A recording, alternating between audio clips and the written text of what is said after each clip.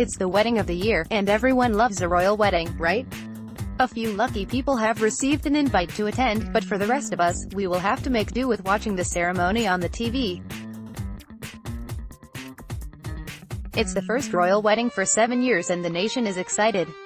With 3 channels in the UK all hosting their own live coverage of the event of the year, there'll be plenty of options for any royal fan wanting to catch their first glimpse of the happy couple.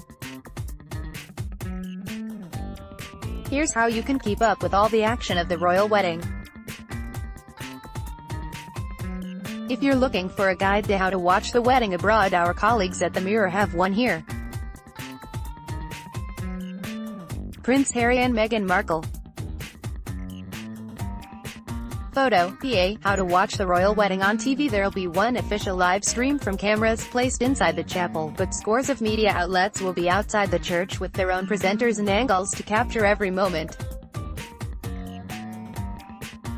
Live coverage will be broadcast on the BBC, ITV and Sky News from early on Saturday morning, and a host of big-name presenters will be on site dressed in their finery to detail every second of the day. A well-wisher holds a sign as she waits alongside Windsor Castle in Windsor. Photo AP, over on BBC One and the BBC News Channel, veteran newsreader Hugh Edwards will be narrating proceedings from the roof of the Windsor Guard Room.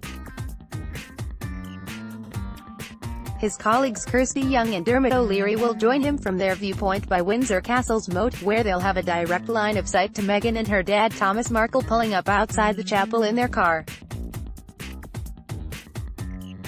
Roving reporters Oro Duba and Alex Jones will also provide coverage from the crowd, where they'll be mingling with the thousands of spectators expected to be lining the route to the castle.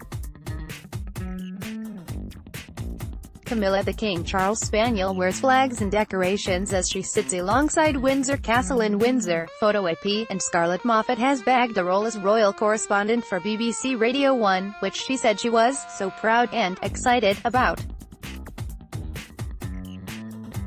ITV, meanwhile, is erecting a purpose-built studio in Windsor, where Philip Schofield and Julie Etchingham will jointly present as the day unfolds.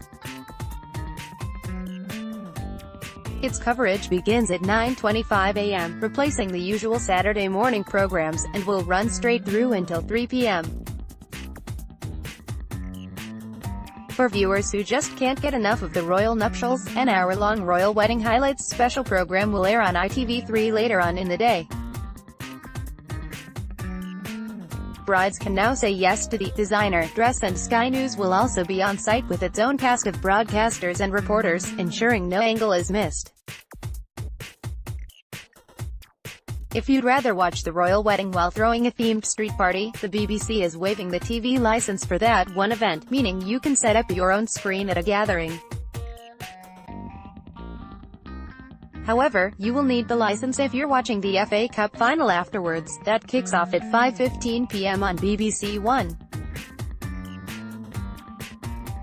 Prince Harry and Meghan Markle. Picture, Chris Jackson, PA. Why or how can I watch the royal wedding reception? The answer is, you can't. The newlyweds are having a private afternoon reception just for 600 family and friends, where they'll have their wedding breakfast, Prince William will give his best man speech, and the, presumably free, bar will open. It'll be hosted by Prince Charles, and it's expected the Queen will leave after the meal and speeches, preferring no doubt to be tucked up in bed with AG. Here are 10 Staffordshire people to bag a royal wedding invite, but there'll be no TV cameras allowed inside that reception, nor the even more private evening event for just 200 guests at the nearby Frogmore House, which is expected to go on into the early hours. The next time we'll see the happy couple will be the following day, when they're expected to fly out on their honeymoon.